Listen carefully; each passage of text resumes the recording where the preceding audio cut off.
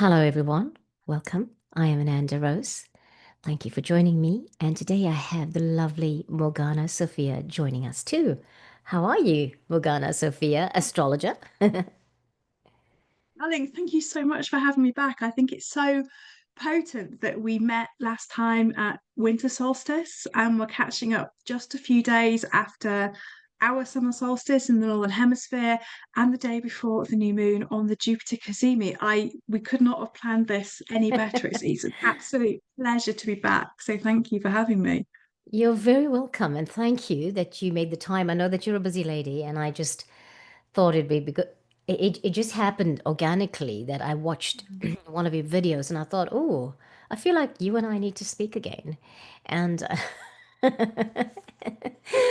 and I just thought we needed to talk because I so resonated with this video that you put out a few it's probably more than a month ago that video came out, right? Because of all that, making sure that we have time and the times align so that we can chat. And it's what, just gone just after 7 o'clock here in the morning in New Zealand, and we're just entered winter, so it's a dark morning, so hence it looks like it's the nighttime.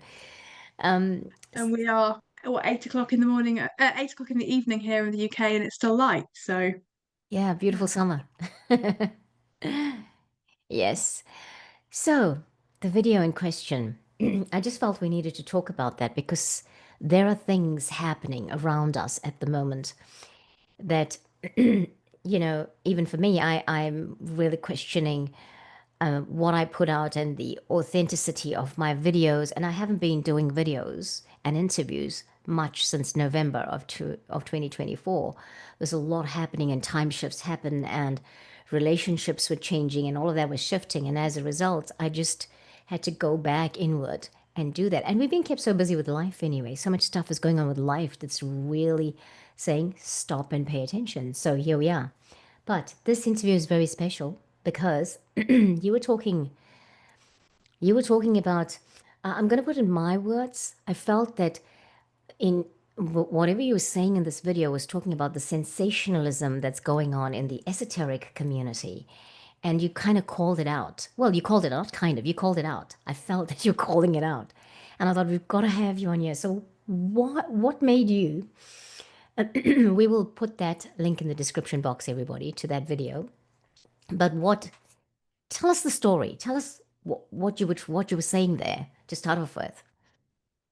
So for a while, astrologers always sit sort of on the edge of communities because we see everything, we understand patterns, we understand cycles, we often work with people within communities. So while we want to be part of a community, we're often the women, particularly as priestesses, who are on the edges looking after everybody. And I've had this sense of discomfort and disease, not physical disease, but kind of an emotional, spiritual kind of disconnect and with false light. And it's very difficult to describe it as anything but that. And I think it was in summer 23. I remember being sat by the river in the town near where I live. I'm recording this video about a spiritual shakedown, how I could already see the kind of energies coming through to shake up our community, to shake up, let's call us the Lightworker community. It's bigger than that, it's more the esoteric community. And we're really going to come in and shake it up, shake it down so that the leadership began to change. And what I mean by that, we're not talking about kind of gurus, we're talking about people who are leading from their hearts and people who are truly doing a lot of the deep work without the sensationalism. Now, I had been seeing this sensationalism and I felt like I was the only person really seeing it at that time. And then obviously we get to the video that I did, and I'm sat there thinking, do you know what? I'm just gonna have to say it because the messages that I was getting from Goddess was just like, you really need to be authentic, your voice needs to be heard a lot more. I've got a very difficult North Node in Gemini. And for someone who with all my placements, it's a very uncomfortable place to be in. And it was just a matter of taking a deep breath and saying, "Do you know what? This is a pattern I'm seeing. I've been seeing this for 2 years. I've been sort of saying it, But now is the time to really come out and say, actually, spirituality isn't about sensationalism. It isn't about posting, and this is where I get a little bit judgy judge face, but just to give you some examples, it isn't about posting pictures of you crying because you were doing the shadow work. It isn't about um, talking about how you had a deep revelation from source during a cacao ceremony. Of course we do, but it's the kind of creating the sensationalism around it, and posts that state, oh, I can't believe this has just happened. This is amazing. Oh, holy smokes, this is the biggest thing ever to happen to us. It creates sensationalism and it creates spiritual consumerism. And I've really noticed the difference between heart led leaders. What I see are the rebels who are doing quiet work, the leadership, for example, and the ones who are creating sensationalism in order to sell a commodity. That commodity is spirituality. That commodity is often marketed and packaged as wearing beautiful clothing, wearing flower crowns, running through cornfields, and, really almost embodying the divine feminine in her ultra feminine, which in sense actually becomes its a shadow in its own right. Now, let's be really honest here. I'm a priestess, so I do occasionally wear a headdress. I do occasionally wear ceremonial garb, but I don't do it every day. I'm talking to you in a dungaree dress. That's everyday wear. That's how we should be acting as spiritual people normally. Detaching from the matrix, living from our heart, but there doesn't need to be any external wrapping to prove that we are spiritual. That Yeah. you don't feel the need to adorn your body with a huge amount of crystals or tattoos or piercings or what's the hair wraps or anything visual, because now it's about your energy. And I felt really uncomfortable doing that video, really uncomfortable. And then the second I said it, it was like, oh, I just felt utterly exhausted, like it was several years of pent up Mm, energy mm. and emotion. But we're getting to a point now where we can no longer outsource our spirituality and have spiritual consumerism. This is a time for coming back into yourself. So, yeah, it was like you, I have been a little bit more resistant about putting out constant content. And now I feel that we are putting out the potent content less, upsetting the algorithm because the algorithm wants to see us a lot more, but it's becoming more powerful. Shorter, more powerful messages are creating impact, which for you and I, we're really looking at our impact of a legacy, not of an instantaneous, oh, well, I've just signed up 16 people to my cacao ceremony with fairy dust and special cakes. This is what is the ripple of impact that you and I are having. So that was all the kind of melee going on in my head. And it was just a moment of, just doing it, just sitting and just doing it there and then without any thought and without makeup on as well. I just had to do it. I love it. I love that you did not have makeup on and that you were doing it in the moment because I have to say, I've looked around. Um, i- I'm not going to say looked around, but looked around is not the right word for it. I have, for me, more and more, I've stopped watching things on social media. But one, I've also started to think about myself and say, well, okay, I'm no longer resonating with watching a long video or with every other teacher. So, do I think that maybe somebody would not be resonating with my channel, for example, with what I'm putting out on the channel? I also find, and I'm just gonna come up and say my truth about it, was in the last maybe in the last year, I got caught up with the numbers. Oh my gosh, I need to reach that 1,000. I need to reach those hours. I also noticed that sometimes my hours are decreasing of views. And I mean, you think, well, how do views decrease? But okay, so I'm just going to talk about that crux of it, of the platform we're using as well. And the algorithm is always being focused on, and the algorithm is always being, oh, you need to do things. There's clickbait, there's the right thumbnail, there's all that, and all good and all good and well because that's the platform, that's what works, it's worked for years, all of that. My question to myself is when I think about this is okay, so for me, why I was starting to push it in terms of monetary was because I'd given up, not not given up conscious like deliberately, but I didn't have I couldn't work anymore in the work for whatever reason.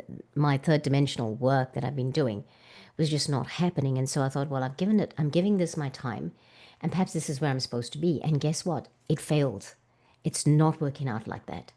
And now I'm at a point of I'm thinking, oh, well, hey, is this what I'm supposed to be doing? Because am I operating from an authentic platform? Am I operating from a platform? Is this the only platform I can operate from and do my energy work? Because it's like this. If you're an energy healer and light worker, and you know that, you're going to do that. It's got to be from any place anyway, right? Just knowing that, doing your personal rituals, holding space for this planet, holding space for the collective, is you doing what you're supposed to be doing. And I've had to question that.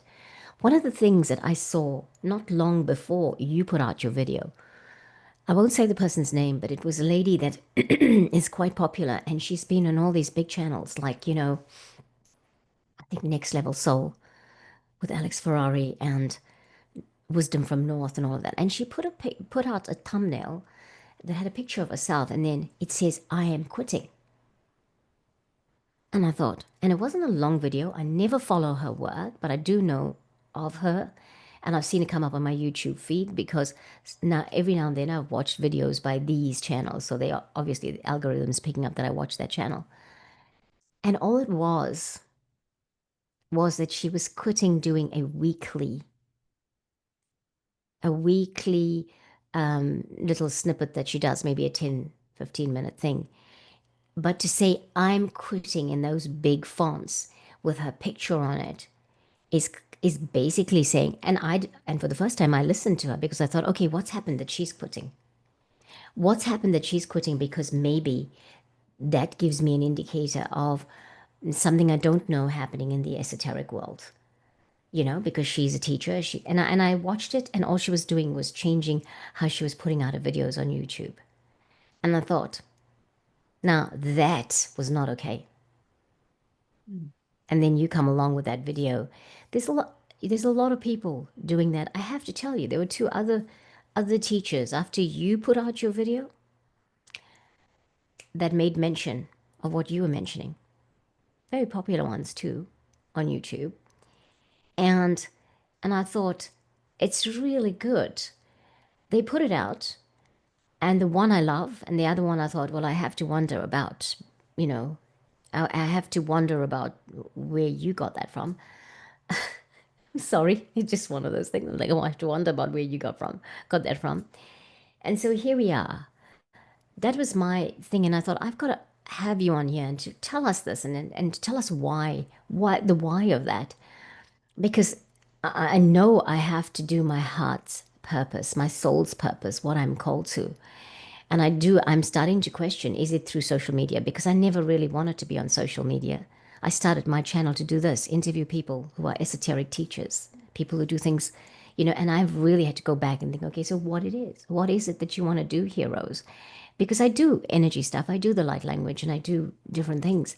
And everything we've tried to launch this year that I had downloads for has failed. No kidding. And I have to then question, is this the way to go? So So I would say from that, firstly, it's a really beautiful reflection and also shows your discernment in the fact that you are constantly questioning yourself, your output, and others and what they are bringing through. Because there are two words that I base my practice on. One is discipline. So that's for me is sitting down, doing my daily practices, doing my invocation, doing a lot of work, and discernment. The two D's, kind of discipline and discernment. And really listening to somebody, listening to their heart energy. So, not necessarily the words that they're saying, that kind of resonant frequency within them. And I think we have all been in a space where we are reflecting on what we do, what we are called to do, and often seeing that we are ahead sometimes of where the collective curve is. So we're kind of waiting for them to come around the corner. But also in the things that things have failed, is they've never failed. It's just at this moment in time, it might not have been the right thing. That doesn't mean that that is a bad thing to do. So one of my teachers, Carolyn Lovewell, if anyone's ever read Existential Kink by Carolyn Elliott, she's now become Carolyn Lovewell, launched a whole program. Not one person applied for that program out of a mailing list of over 1,000 people plus Yeah. her community. Now she thought it was a banging idea, that's what the kids say, but it didn't resonate, it wasn't there. Yet when you're reading her words, you can see this is where we are going. So it's always, in a business sense, it's always trial and error. But I always, if something hasn't worked for me, it's always okay, right? Do I tweak it? Do I park it? Is it coming back? So I'm actually Yeah. finding work I was doing previously starting to weave back in. So I decided I didn't want to do coaching quite a while ago, but actually I'm weaving back in, coming back into my kind of coaching and mentoring from a different aspect, from where I'm now remembering that I had a corporate career for 12 years. And actually, that is blooming useful going Yes. forward. So, Yes. actually, I am coming full circle in my business to coming back to providing the coaching, providing the soul mentoring, but putting in really practical, grounded action around it and doing the astrology as well. So you may find that this is a really cyclical thing, but I think it is important that we do question ourselves, we question our teams. But what I'm finding interesting is that sensationalism, I'm quitting. That for me suggests that that's it, I've given up, I'm not doing. That is real sensationalism. It's a hook, because when we're told to do social media, you're told to do a hook, right? Hook, pull somebody in, give them some information, give them a call to action. But if that isn't aligned with you and your heart, if that isn't aligned as you, the light worker, then that isn't advice that I would give you to do. So, astrologically, since last November, we've been in a very interesting place as well. We had into the December, we had the Mars retrograde. You and I met on solstice. Yes. Solstice energies were a little sticky. Let's be honest now, we see them play out, 6 months later reviewing. It was a little icky, it was a little sticky, but we had a Venus retrograde and Mercury retrograde going in all together. All the planets went direct, and then we've had the biggest, which is both Saturn and Neptune moving from the kind of dreamy waters of Pisces into Aries, the initiatory fire of the start of the zodiac. So, what I am finding is the things that we created this year, which were under that Saturn in kind of Pisces, she keeps washing the structures away from us, washing them away, washing them away, washing them away. Yes. Yes. So I think you'll find as you get into the rest of the year, things start to even out and work. But Saturn's structure, discipline. She's the chronicator, which we mean by the Lady of Time, essentially. She was really uncomfortable in Pisces, and I felt a lot of us felt that. Neptune loves being in Pisces. Neptune, dreamy, kind of enchantress, really deeply spiritual. We've received so many downloads, a lot of galactic downloads. We've all felt deeply psychic, right? They both move into Aries, and suddenly the connections are lost because Saturn's asking us to put discipline in. Saturn is saying, okay, Rose, where is your structure now? Where is your foundations? Who are you? Yes. And what are you going to do going forward? So she's asking you to do that. But Neptune, dreamy, opulent, kind of just deeply psychic, all about illusion and delusion, moves into Aries, and we see the stripping away of the illusions, the stripping away of the delusion that we've been in collectively and personally, not just in the 3D matrix. Let's keep it in the esoteric world in which we live in. We're seeing the veils drop from our eyes at this very moment in time. we are seeing those that we placed on a pedestal during those Saturn and Neptune times in Pisces drop. Yes. And not just, oh, I'm not interested in that teacher, to actually see something and to see them literally fall off their pedestal, metaphorically, in front of our very eyes. So we're finding that, and this will come in for you, I'm just being told as well, that our clarity will come in shorter downloads, a lot more clarity, more, lot more simplex. That's not the right word. Simpler, less complex, and very straightforward, very, very heart led. We almost go back to a very basic message of lead from your heart. Yes. But at the moment, we have still got a retrograde to go. So we're going to see more falsehood, more illusion, more delusion. And I'm seeing that the true leaders at the moment, and when we come into this leadership, I don't mean the pyramidical who's in charge, I mean the flatline leadership of everyone's equal, but there are some really powerful forces taking us forward.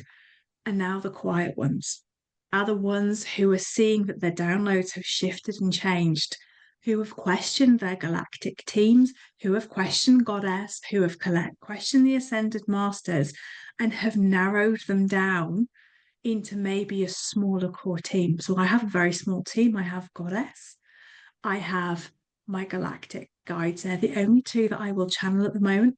Goddess interplays between two faces of herself at the moment, both Ariane Rod to the Star Goddess and Babylon is more that kind of earthy, divine, feminine, kind of slightly ballsy kind of warrioress woman. But my but I'm very mindful of who my galactic team are. And I Yes. will not accept at the moment channeling from anything or anywhere else. Good. So we're in this place where the illusion and delusion have been stripped away, and people are beginning to panic because they're not getting the downloads that they think they should be having.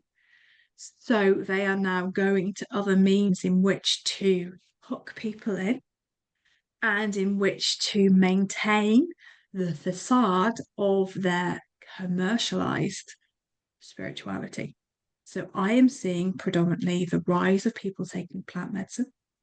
I have no problem with taking plant medicine. However, I have a deeply Neptunian Piscean chart and quite Scorpionic chart. So it's absolute, and Aries, absolutely not what I would do. I'm not called to do it, no judgment. But it's not just taking it once to clear something, it's not just taking it twice, it's taking it on a constant basis where you start to begin to abuse the plant medicine. So we've seen this a lot with cacao, particularly in the UK. You know, cacao is the most beautiful plant medicine. I'm a medicine carrier for cacao. I won't drink her very often at the moment because I'm not called to work with her. But we're seeing commercial enterprises, Dragon's Den, actually investing in cacao. That for me takes away the spirit and the essence of the medicine. So we're seeing people turning to plant medicine and turning to more synthetics, stimulants, shall we say? Be careful what I say. I'm not casting aspersions, but the more pharmaceutically produced medicines, shall we say, which would may have psychedelic properties, shall we say, psychoactive properties. That's the word I was looking for. So we've got to be really careful because people are turning to that to get their downloads. But where are the downloads coming from? Who and what are they bringing in? Because whenever you enter a sacred site, whenever you take sacred medicine, you are opening a portal. And are you opening a portal in a safe and health space, or are you doing it because you're panicking, because you're desperate to Yeah. get a download? So I think you're going through this beautiful transition process, which, because you and I are talking about, I think we'll find so many more people are going through, because you and I no longer resonate with the commercial aspect of spirituality. Yeah. We deserve to be paid for what we do, but Yes. we're not going to oh, that's a really bad word, prostitute ourselves Yes. Good for the word. income. Not a bad word. Good word. And that is the real paradox, and this will continue to play out. We've got a retrograde during the winter months for us in the UK, so your summer essentially. But by the time we get to February 26th, we've got Saturn and Neptune meeting at 0 degrees of Aries. That will be the time everything has shifted.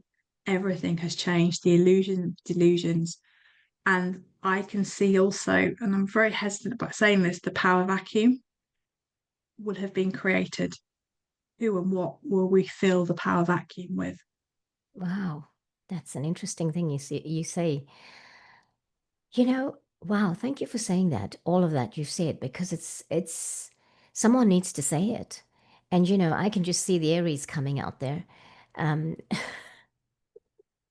one of the things I noticed or I felt intuitively in this last um, couple of months is that the careers we had in the corporate world, in the, and I call them, I'm saying third dimension, but I mean the corporate world, that, for whatever reason now I cannot seem to be able to go back into, or even everything in me says, no, stop doing that. You're not meant to go there.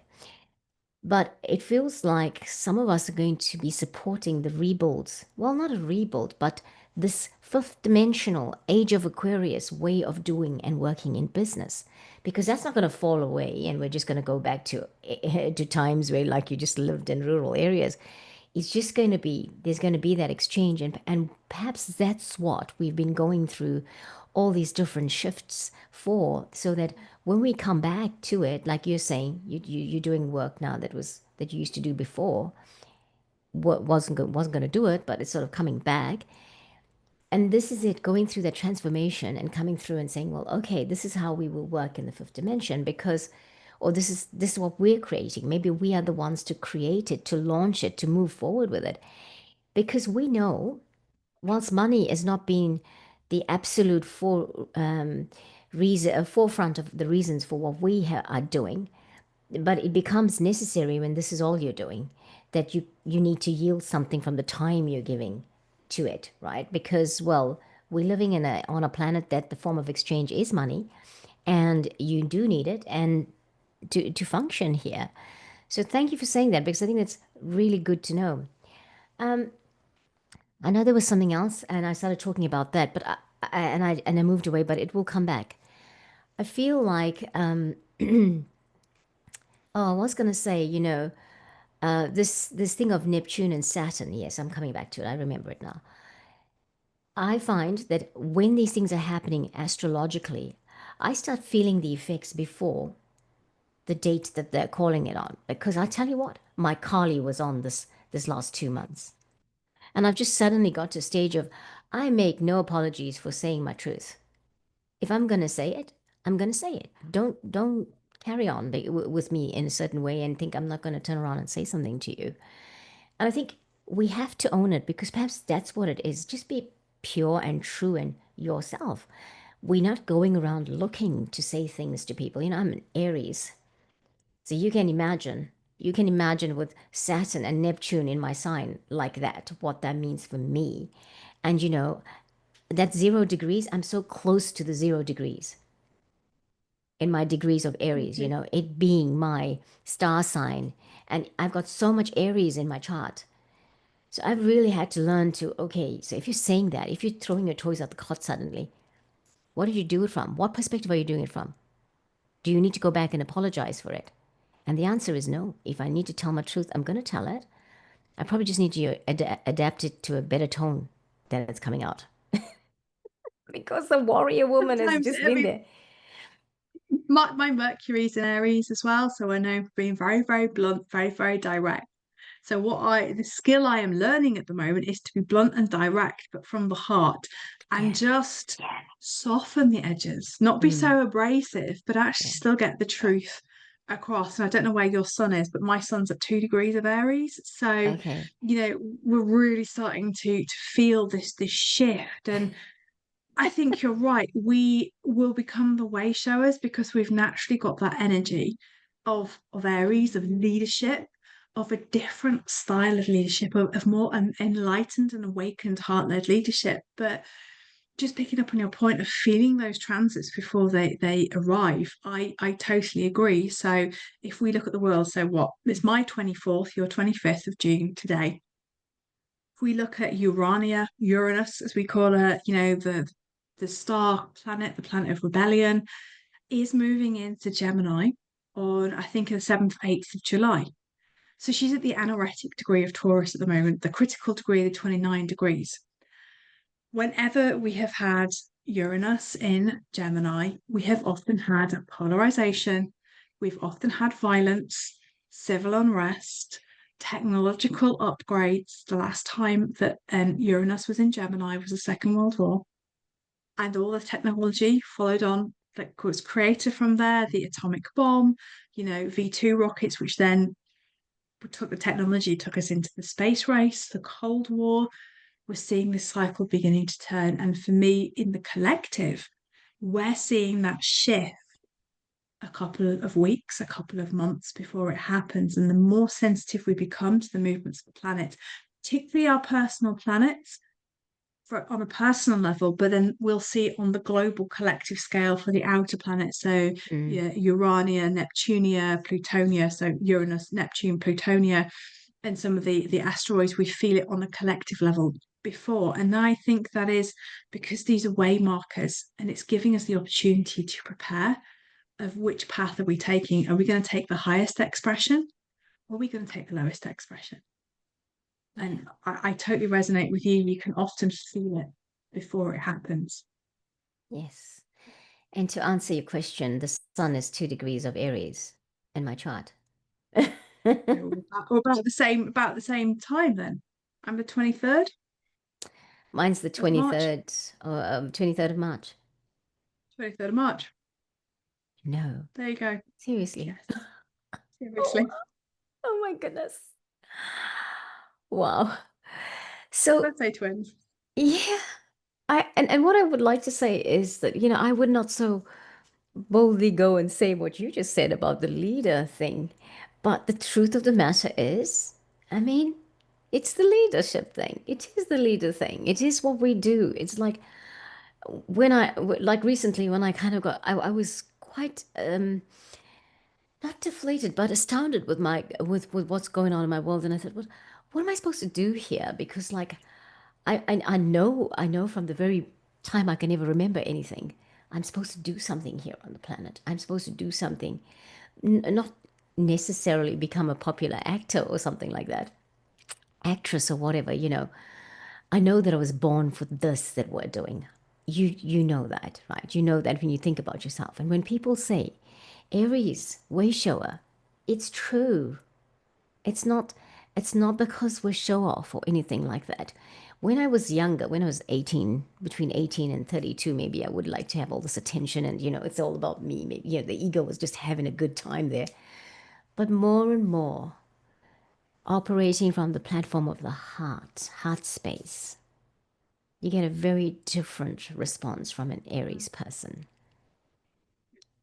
And Yeah. that would be really interesting as well, because that stage of 1930, you would have been moving in a progressed chart, so a predictive time of astrology, you would have been moving between Aries and Taurus. So you would have been moving into that Taurian luxury, abundance, kind of look at me kind of Yes. energy as well. And I think for any Aries, that teenage years are very difficult. Now I couldn't be bothered to have a teenage rebellion. It's just too much effort. That was so Um, wise. how but the rebellion for us comes when we see injustice. It Oh, comes later in our life because, and I don't know about you, I was very fiery as a child. I learned to control and curb my temper. yes. And actually, I started my rebellion when I got into my 30s. And my rebellion wasn't to go out and, sleep with a load of men, take a load of drugs, um, get hammered every night, crawl into work at 6 o'clock in the morning.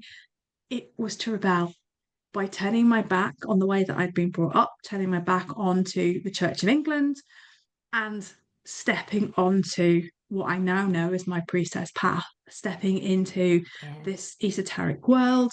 You know, that's the rebellion. And there's a lot of Aries at the moment that I'm really seeing who are really courageously stepping up and leading in a very, very different way. But at the moment, we're kind of the sacrificial lamb as well, the ram, Yes. the Aries, because no one is liking the place that we're taking them to at the moment because it's uncomfortable, it's fiery, it's asking them to face their shadow. So I've got a lot of Scorpio placements as well. So, death and rebirth is very natural to a Scorpio and to an Aries to some extent, because we're used to Yes. just kind of, burning our bridges and walking forward, maybe without not doing the work. But, we are here wielding, I say this in my book actually, Aries hold the sword of truth and they are walking forward regardless. And at the moment, it's like we're walking through the cornfield, two different continents, and not everyone's following us at the moment because it's uncomfortable. It's the path less traveled. Obviously, someone agrees. They just sent me blue. Um, but it's really an uncomfortable place to be, but it's also a way showing place as well. And that's where there's this really strange disconnect because, yes, we have to live in this physical world. Yes, we have to earn our money. Yes, we need to make it, wash its face. But then there's also so much more that we were doing. And when you and I were in past lives together, when we were in the temples doing this work, we would have been cared for. Every single part of our needs would have been cared for, our washing, Yeah. our ironing, the cooking, the cleaning. All you and I had to do was rock up in our devotions, do the work, be the oracles at Delphi, you know, scry in the waters, read the stars. But we're coming into I know from my past lives, very much lives of the hermit, lives of solitude as the wise woman. We're being thrown into the matrix and said, oh, actually, we need to navigate this as like an extra lesson for us. Mhm. However, Aries and quite a lot of these heart-led leaders as well don't like pushing themselves forward egotistically in what I mean by creating sensationalism to be seen. It's like the truth, and this is what I'm doing. This is where there's this disconnect because I would I cringe at creating sensationalism for something that hasn't got any substance behind it. Exactly. And that is where a lot of us are struggling. We're coming to do the authentic work. We've got substance behind us, but at the moment, those without substance, the empty vessel, so to speak, are ahead of us financially and kind of in notoriety. That will change, but it's difficult. It is difficult. Yes, I have to agree. And I just, like you just talking about this, just, you, uh, it's always been where, for me personally, it's always been where I'm going somewhere or I'm saying something, people are uncomfortable to go there, and you think, and quite often, well, Aries, they say Aries people are leaders. They are the what? The pioneers, right? And And so we're the pioneers, but often you do not have people following you because they don't want to. It's no, that's not very comfortable to go down that path. And what do you mean? Have you got some idea of creating detriment in my life by asking me to go here with you? With you, we're not very popular for telling the truth, for standing up, for saying because we'll call it out if you see it, call it out. Well, not Yeah. because we want to, not because we want to name and shame and blame or anything like that. It's because like we cannot stand injustice. We cannot stand to. It's like, hey, don't do that and think it's okay. I've come to realize more and more that about myself, and at the moment, even the guides, I've really been called to work with the energy of the Magdalene. And what I'm feeling is that I start to see more and more how I have even me, like, I haven't done it deliberately, but I kind of, in taking it for granted that she was the prostitute in the story, that I kind of, in accepting, oh, well, she's a prostitute, I never questioned that, whatever, like, hey, come on, Rose. What? Like, this injustice. You know how people have treated you because you've been married more than once. Because that kind of thing goes on in the world anyway. It's going on in the world to this day. We think we live in this world. New Zealand is so first world about relationships and stuff like that. I'm sure the UK is like that too. But parts of Africa don't tolerate that kind of thing. Women aren't treated well if they've been married more than once, you know, that kind of thing. And if there's divorce, it's the woman's fault because she didn't do enough to keep the marriage together. We're thinking, okay, we're moving forward. Yes, the worlds we live in is like that.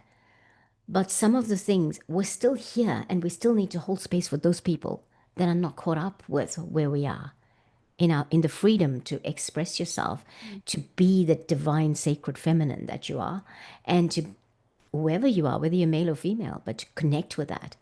So you know, I'm really being called to work with that energy at the moment, and so it's very interesting you say that, and thank you for talking about that because I have often wondered too recently about who are we channeling.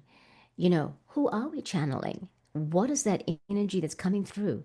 A friend of mine that does light language said she suddenly had these beings working with her that came from some galaxy or whatever, and they didn't come for any reason but to just like, oh, they just needed a place to hang out. We don't want that nonsense here. You know, and she is an advanced state where she recognized that and knew that, hey, this is not who I want to work with. I've been saying the veil is not thin, it's flimsy. It's non-existent. If you ask me, we have never been so close to the astral. And, part of how we see it in the UK is that at Samhain, so Halloween, which is your Beltane and our Beltane, that actually the veil is very, very thin at those times, so October and May.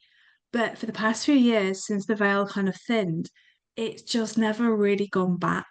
And the astral is, someone keeps agreeing, they keep changing the lights, it's hilarious. Um, it's very, very thin. And in fact, it's so thin that we can, it's almost like touching it. We can almost touch the other side at the moment, and we have to be so careful about what we're bringing in. And this comes down to energetic protection. We don't like to talk about it, do we? Um, what is your daily practice for pulling your power back into yourself? How long have you been channeling? Are you sure you know what you're channeling?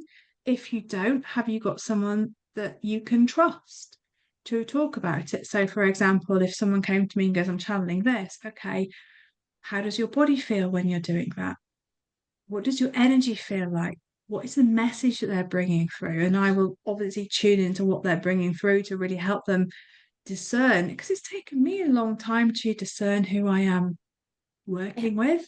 One of the reasons at the moment I won't speak light language is because sometimes I am still learning, and I don't think it's beneficial to be bringing it through at the moment because I have seen so many people bringing through quite so I love dragons, so this is another word, very draconic, very reptilian kind of light language, very unsubstantiated light language with no framework. So I'm very mindful about not doing that at the moment. And it's really fascinating that you are bringing and working with Magdalene at the moment. So I have been through my Magdalene phase, and I have got to a point in my relationship with her that she herself is morphing and changing, and Yes. she is becoming Babylon. So, not the whore of Babylon that we get in Revelation. We mean Babylon, another face of goddess. I mean, you're wearing red. I've got red lipstick on. I've got red nails. That is my homage to the next iteration of Magdalene. Magdalene is the age of Pisces. She is the whore. She is the castaway woman from when we took her from having the Hieros Gamos, the divine union with Yeshua. She wasn't allowed to be a priestess. She was cast out by the church, and she was cast out in 300 and something or other by the Pope. Her energy for me, and you might find this a little bit controversial, Rose, wants to begin to leave the planet. She wants us to tie up the work we need to do with her, and then she needs to move to allow the next phase, to allow the age of Aquarius to come in. That doesn't mean she ever leaves us. It just means that her own development because Magdalene for me as a face of the goddess is going to do her next iteration. That is coming in as Sophia, the divine Sophia. It's coming in as Babylon as well. So I almost feel for you, it's that closing of the work, it's the recognition of who she is, and then allowing her to guide you into the next phase. Where I counsel a lot of people is that I'm seeing a lot of Magdalene priestesses arriving and they're holding on to her energy so tightly that she's been anchored back into the planet and she's not having the freedom to show these women how they can be empowered and step into their divine feminine. So please don't get me wrong, I adore Magdalene. I have worked with her for years, but she's shifting and moving and changing. So that is really controversial because everybody at the moment wants to be initiated into the lineage of the rose, wants to be initiated into her codex, but her codex has to change to allow the new to come in. So Right. I welcome all comments because I could be really wrong. No, I have to say this. Thank you. Thank you for saying what you just said because I have wondered about it because she's coming. I got it, well, download, and then she hasn't stayed in a strong way. She's been coming and going, and I've been thinking, okay, so what do I do with this? What am I supposed to do with this? You know, I went and got a book out to read about this is a book written by somebody called Kathleen McGowan, and it's called The Book of Love. And I thought I want to understand it better. And I mean, I'm going to continue reading the book. I haven't had a chance to keep going with it. I'm going to continue reading the book, but thank you because you make me feel better about. I knew the energy of the Magdalene had come in, but I was like, why is she not staying? Why is she not giving me more information? Why is it that she's in and out? Is it because I'm too busy and I can't tune in or whatever? But no, she comes in at certain times. Like I remember, I was tuning in a couple of weeks ago, and then I was just reminded she's here to ask her, and so I did, and so thank you because you've answered my question now. You've answered my question that I've been asking the guidance about. Oh, I'm feeling like okay, what's wrong with me? Why don't I tune in to her more? Why is it that and I'm feeling bad because I'm like I've ignored her a lot and I shouldn't have. And now I've got her here. I've declared it, and I'm still ignoring her. And I don't mean to. It's not what I'm meaning to do. Yeah. But it's really about that acknowledgement of who she truly was as a priestess and healing that aspect of self, be it from religion or however we've been brought up. It's really healing that aspect to allow her to move forward. She will never go because she's always anchored into our hearts and we're connected to her. But there is new to come in, and I can really see new faces of goddess coming in through Sophia, as we call goddess of ascension, through Babylon, because the Babylon working, which is a really interesting astrological point. There was a lot of Babylon working going on by a guy called Jack Parsons in the Second World War. And just after the Second World War, he, for me, invoked Babylon, goddess within us all. Theoretically, he was trying to create Babylon in physical form, but for me, he seeded it into every single woman who was born Right. from that point. Um, where was I going with that? Because I got a bit sidetracked by Jack. Because he's his amazing figure in history. She's always going to be there. Magdalene will always be there, but it's the acknowledgement, it's the healing, it's the Yes. Yes. accepting that actually we have been told the wrong thing, and she guides us as much as we need her guidance, and she will go and re-emerge. And the other faces of goddess that I'm seeing coming through will be through the dwarf planets as well, which is a whole other podcast in itself.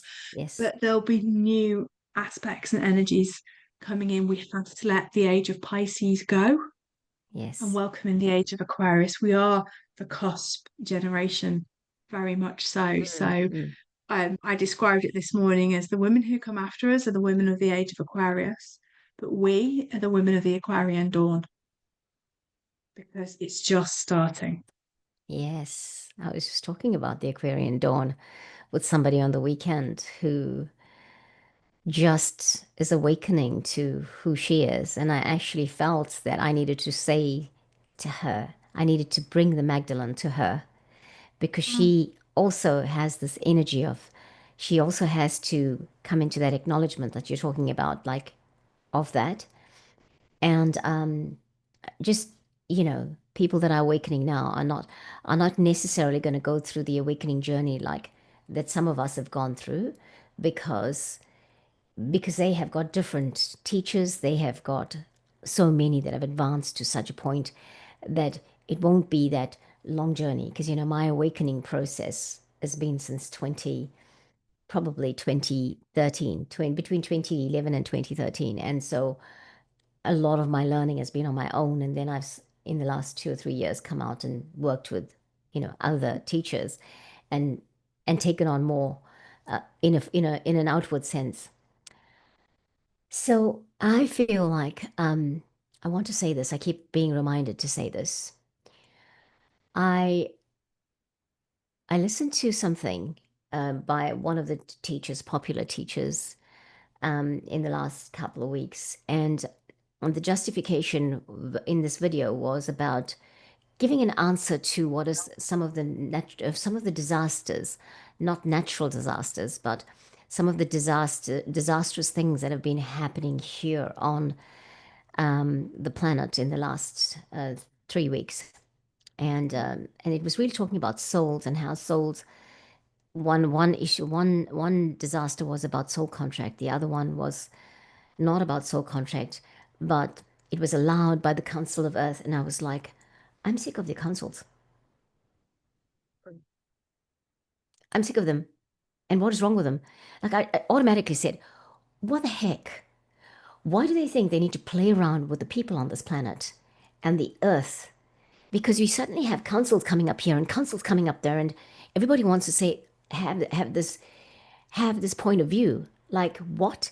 Honestly, I could feel Kali rising in me that day and saying, you know what? All these councils just bugger off and leave us alone. Sorry. Just like, Shall I share with you then? So I was talking to my guides. So my galactic guides are 11. I don't often share this, but this is a day of confession, isn't it? So they're 11. I'm the 12th member. Okay. yes, I don't often share this, but now it's on YouTube. So there you go. Collective Council of Light. And they have backed off considerably at the moment, because I went to them and said, what the is going on, guys? You are the overseers, you are the project planners, you oversee everything. And they just went, no. And they said, humans have to work this out themselves now. We're not getting involved. There is going to be no galactic, and this is controversial, there is going to be no galactic light ship coming in to prevent X, Y, and Z happening. That's it. They're not, some people see them hovering above the planet. They're not there at the moment. My team are not there at the moment because they say, you've made the mistakes, you've never learnt from them, so we're going to let you repeat them until you bloody understand what you were doing. So my team have said that, and it was totally from a place of love, and I totally understand that. Could be my perception, but I don't see how we can have so many councils. So it's me getting riled up now, overseeing everything that we do, and we can't even pull a council together on Earth full of humans. So I think, again, it's discernment, isn't it? I know my team yes, were talking the truth at that moment, and we were that close to something disastrous happening in the last, 48 hours. We seem to have pulled back a little bit from that at the moment. But my team were very, very clear. We as humans have to make the mistakes. And the question, therefore, is, are we running parallel and concurrent timelines with our multidimensional selves at the moment? Or are we experiencing messages from the future? So, Atlantis, I always thought, oh, Atlantis is in the past. Is it happening now? Is Atlantis a message from our future selves about what's going on? Or is that running concurrently at the same time and we are interchanging messages? Because I can see the end of Atlantis when we got to what we call the cataclysm about 10, 11,000 years ago, just before Age of Virgo, sorry, astrological explanation. 10,000 years ago, there was a cataclysmic event which humans have never got over. There's some form of trauma within the land, some form of trauma within our cellular DNA. That could have been the fall of Atlantis, but is that happening now at the same time? It's very interesting to really look at it. And I think it's both. I think Atlantis maybe did exist. I think it maybe is the future. And I think they're warnings from our past, present, and future selves about what is going on. So I'm with you on the councils, is the long answer. It's a short answer to a explanation from me. I just like, what the heck? And I work with a council, and I won't even mention my council, because that might sound I'm a little bit of a, inflated or what, inflated ego, but it's not. Because even when I thought about, no, no, sorry, So me telling about my council, that no, potentially is no, inflated ego. no, So it's feel free. not. Can I just say that it's not? Mm, It's not at all, because I've been taken up to councils myself, yeah. right? And I was I was taken up to a council that apparently you have to be invited to be taken to this council. It changed since October of 2023. This is the Intergalactic Council, but I was taken up to the Intergalactic Council by my dark blue galactic dragon before that. And I was like, okay, I don't know what I'm doing here. Like, why did you call me up here? But that dark blue dragon comes to you when the dark blue galactic dragon comes to you when you are ready, when you're being invited to the Intergalactic Council. So I had that experience, but in the last, since it was actually in at the beginning of October last year that I was taken to. I had a vision of another council that I didn't know I was working with, and so I went up there, and it actually caused. I mentioned this to a trusted, whom I thought was a trusted friend, who is an energy esoteric Mm, teacher, and since my mentioning that, it kind of changed a little bit, because that's the thing with the Aries people. We are very truthful about ourselves, and we mm, also sometimes say things about ourselves without being, it's not ego, it's just the truth. And people then take it, people who are not feeling secure about themselves start to think, oh my gosh, they don't like the energy and the power they sense within us, and often try to put us on the back burner. They try to suppress the voice that we have. And I'm sorry, and the news headline is, if you didn't know this, you cannot do that to an Aries person. Because even if you do it, you might get away with it for a short period of time, but they're going to come out anyway and tell you. That's it. So I went, I was taken up to the council, and I thought, well, what am I doing here? And honestly, I have had other confirmations. I'm working with them. I work with them in other dimensions. And and so and so that's that. That's what I do. But I don't need to broadcast it every time. They also don't call me in all the time, because there's so much they're doing. There's so much that other people that are working with them that I don't know of. Right. And so we meet when it needs to be, we need to meet. But coming back to Atlantis, it's an interesting thing you say that. And I don't have a lot of my memories of Atlantis, that I was there. I know that I'm strong. I feel my strong connection to Lemuria, but I do not have mm, a lot of that connection to Atlantis, knowledge of that. However, when Atlantis was falling, I went into the sea. That's what I know. And this is one of the reasons why I struggle to swim in this lifetime. So I'm still working through that. As much as I've had lessons and all of that, my swimming is not there. But something happened at the time when I went down, and when Atlantis was going down. And the one that sparked me off was the water dragon. I've seen a picture of the water dragon, and that's what made me realize, oh my gosh, I drowned in Atlantis. I could see all those, the pillars of the temple falling down into the sea, and I was in it. So we're coming into the knowledge of that, and it's interesting that you're saying that about Atlantis, and you do have to wonder about the timelines. And it's and I was like starting to worry, only because, well, I'm human too. I was thinking, with all the thought patterns I had, because in the last 3 weeks, I thought, Do I want to carry on doing what I'm doing? Like the YouTube thing was really big because I just thought it's you give you know when you put out something like you're telling me about someone when you put out something that is I'm looking at the time but I'll finish this here. When you put out something and nobody responds, like you were telling me about the lady who done that, and not one person registered for it, you think, am I doing the right work? Is my work effective? There's so many other reasons, like you were saying, about okay, that we're ahead of our time. The ahead of our time thing, I've heard so many times. And I just thought, well, so where do I go to from here? And I was really not wanting to be in social media. And then I activated my Facebook account because I thought perhaps I need to give it one more shot, revamp it, relaunch it, give one more shot on another platform that gets more traffic. But as I turned on my Facebook, I was feeling really yucky about it. I was like, oh God, I cannot be in face. It's like, oh, it's too much for me. Because that's why I got off it, because it was too much for me. I don't say it's for everybody, but for me, it was like I needed to get off the platform. But thank you for sharing that. Now, please go ahead and say what you want, what you're waiting to say. And then you can say anything else you needed to say for this interview, because I realize we've taken up a lot of your time. It's an absolute pleasure to be here. I think what I'd like everyone to take away is just realize that wherever you are at this moment in the journey is exactly where you need to be. And that sounds really trivial sometimes, but actually, we're doing a lot of work.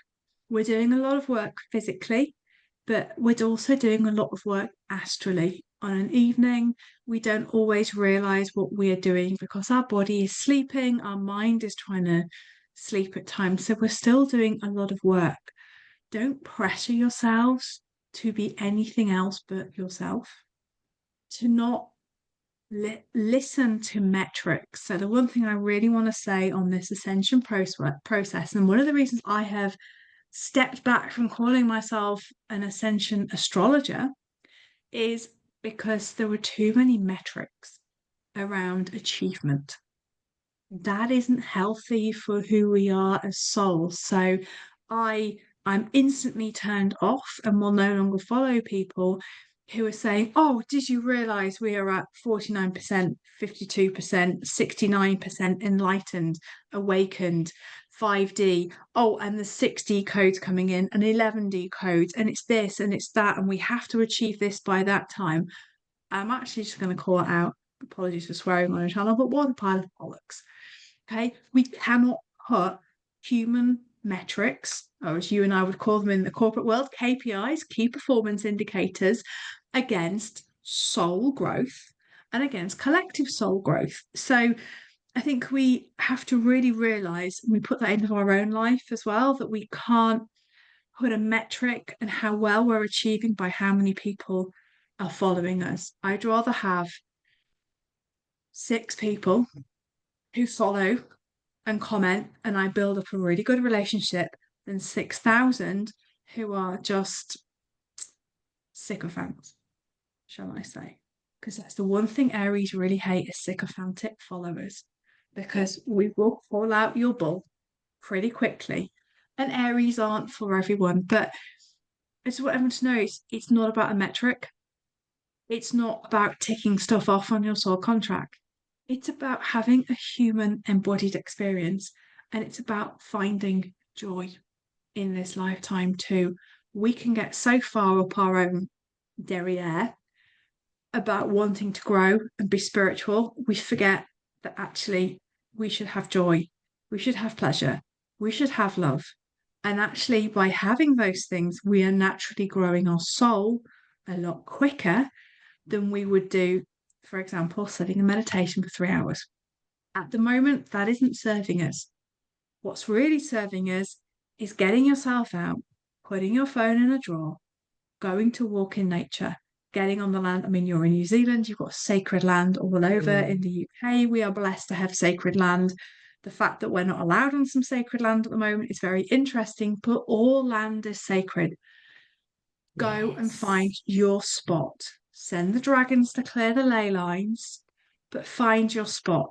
And I'm truly believing that we need to activate the land If we can't get to sacred sites, we need to activate the land and we need to draw the knowledge of the ancestors from those sacred sites into our hearts. So if and when we're no longer allowed there, we still have the knowledge and we can take that to build the temples, whether they're astral temples, whether they're physical temples, from the knowledge that we've already got. So never judge yourself against another person as to how well you're doing spiritually. Yeah. Spirituality isn't about consumerism. You do not have to have a single piece of paraphernalia to be spiritual. You Yeah. don't have to buy thousands of crystals. It can be the simple act of lighting a candle. I find much more effective than having lots of stuff around you. But Yeah. most of all, and really importantly, is just to live authentically, live from your heart, and use your discipline. So create your daily practice that anchors and grounds you, and be really discerning about what you're listening to. This hasn't resonated with you, don't drop a snide comment, just stop the video and walk away. That's how we should be. We need to move away from sycophantic worship, but also trolling as well. I think that's what I want to say, Rose. Thank That's a you. big That was spiel so, for a it was Tuesday so evening. well said. Thank you. It was so well said. I think that's it in a nutshell, you know. And, if you're feeling sometimes, if people are feeling sometimes, oh my gosh, they're moving so far ahead. Am I getting left behind with that fifth dimension journey? No, no, no, no, no. If you haven't done something that resonates, or if something doesn't resonate, or if you see something someone's putting out and it resonates with you, but hey, you can't do it for whatever reason, Yeah, that is not going to determine your journey. You are determining your journey. Putting a practice in yes. place, most importantly, is the thing. Yeah. Yeah. And I just resonate just one more thing with that is you are the answer. We're past the time of outsourcing our spirituality and needing to do lots and lots of workshops and things like that. You reclaim your power, reclaim your sovereignty, and realize you can no longer outsource to another to grow yourself. Just be you. Exactly. Exactly. Yeah. And sometimes when you can't do those things that other people are offering, it's because you don't need them. Exactly. Yeah. You don't need them. And I've been saying to people, everywhere you go, you take your energy with you. Everywhere you go, the song by Crowded House, everywhere you go, you take the weather with you. Well, actually, everywhere you go, you take your That's so, energy with you. It's the yeah. time we had hermit mode, we had all of that. And for many of us, we are being called to come out now of where we've been hiding. Hiding, not in the real sense of the word, but where we've been hermiting. Time to come out and take your energy. And understand that when you take your energy, when you go out, that you are taking you going out there and you're doing that protector mode for the place you're in, for the people you're in. I walk the dog in certain places. My guidance always gives me where I'm going to every day, where we're going to walk, different places. And for whatever reason, the light language just comes out. And I think, okay, what's that? Well, you're taking your energy with you. You're bringing in protection. You're clearing for people. Sometimes you walk out and you see things happening. What are you supposed to do? Energy, protection, call in the guidance because that's what that place needs. Great. Thank you so much, Morgana Oh, Sophia. darling, it's been such a pleasure. Thank you so much. It's always a pleasure to be talking to you. Amazing lady, doing your work. And thank you, Priestess, Goddess, for being here on the planet and owning it, knowing it, and being it. That's the most, I think, for anyone, is to know who you are right now, because in that is the empowerment and the heart. Yeah. Thank you. And I'm looking forward to us talking Thank you. again. Can't wait. Well, everyone, thank you so much for watching, and we'll catch you next time here on Ananda Rose. Goodbye.